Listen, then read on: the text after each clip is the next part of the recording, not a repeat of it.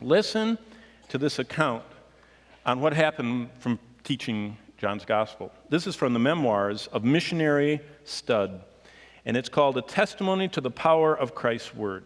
And this is what, by the way, his son-in-law, Norman C. Grubb, collected all of his papers, and what a debt we owe to him to getting all that stuff out of the rains and the jungle, bringing them back to England and typing it out. But this is what he said. This is C.T. Studd's account.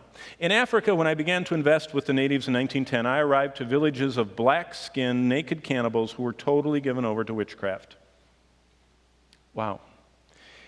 By night, they spent their time in orgies to the demons. They worshiped the gods of darkness in every impure act imaginable.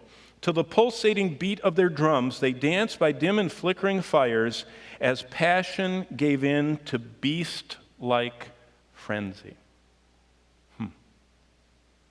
Sometimes it was incest. Sometimes it was adultery. Sometimes it was murder. Always it was hard, godless, and cruel. By day, there was hatred and guilt. They would be stealing each other's wives, sometimes murdering and eating their own relatives.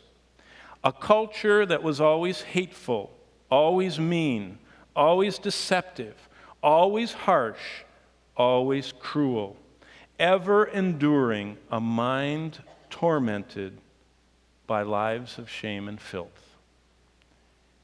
And he wanted to go there. Isn't that amazing? He moved in to live there. That was the picture at my arrival in 1910. I arrived in the northeastern corner of the Belgian Congo. My heart was drawn to the 22 tribal settlements of this people. What caused me to doubt that anything would happen were my 3 questions. Now, this is what he went in. And by the way, there's another whole companion to his life where Norman C. Grubb chronicles what happened after Studd died. Did they all go back? Now, these were Studd's 3 questions. Number 1, is it possible to change the entire disposition of a murderous cannibal? You can delay it. You can derail it. Can you change the disposition? You might be able to say, no eating allowed today, and he'd say, okay, I won't eat anybody today. But did you change his heart wired that way? See, Studd said, can we change their disposition, make them new people? Number 2, is it possible to see a lifetime of lust and filth and gross immorality and debauchery stop? Why would he say that? Because his goal was not to just blow into town, have a good shot for, to show the people back home and leave. He wanted to stay and establish churches. And it says in Titus that an elder can't have that former life. It has to stop. In other words, if anybody was going to be an elder, they had to have their life stop the past. So it couldn't be that they slowed it down, that they ate people slower. No, it was they stopped. They repented. They changed. So is it possible to see a whole lifetime of lust and filth and gross immorality and debauchery stop? Or do you say, well, you can't be too hard on them? No, he said,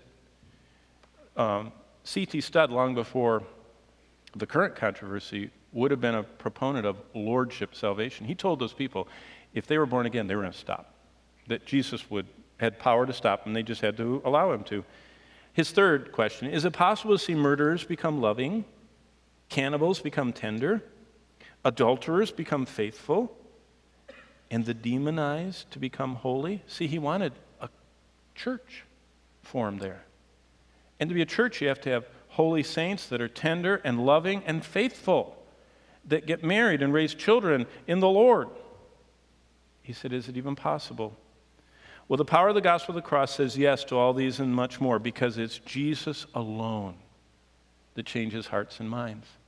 In America, we spend billions of dollars to kind of put frames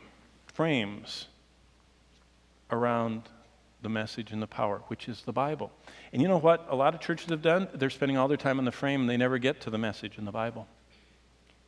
And that's why nobody's life is getting changed. That's why Bill Hybels wrote 5 years ago, he says, you know what, I don't think this whole seeker-friendly thing that we quite came at it the right direction. He said, because we've got churches filled with tens of thousands of people, but they're not radically different. You see, that was a very honest assessment that Hybels made. See, the power is the gospel. It's Jesus that changes the hearts and lives. And the simplest, the weakest, the least educated, the most unlikely to succeed person can do more than the greatest elocutor if they stick with the message, the Bible. So that's what Studd decided to do. He decided, in 21 years of constant labors, to teach the Bible systematically. His plan was he would go to bed as it got dark. He would sleep till 2 a.m. He would get up at 2 a.m. He would read his Bible for 2 hours, crying out to the Lord to open it up so he could share it. He made all these copious notes in his margin. He went back to bed at 4 and slept until 6:30. At 6:30, his cook cooked him his breakfast. He got up, got dressed, went out by the fire, ate his breakfast, and by 7 o'clock they started showing up. And this was the pattern for 21 years. And they would show up and start making circles around his hut. And there would be hundreds of them. And he would sit there and teach. And they would sit for hours as he taught the scriptures. Well, what's amazing is, in those final days of July of 1931, C.T. had his last sight of the dear saintly converts here on earth.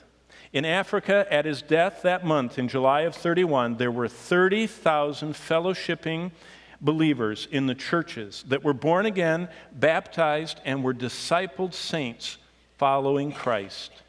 Each of them C.T. found in 1910 as naked, murderous, grossly immoral cannibals butchering each other in the darkest jungles of Africa.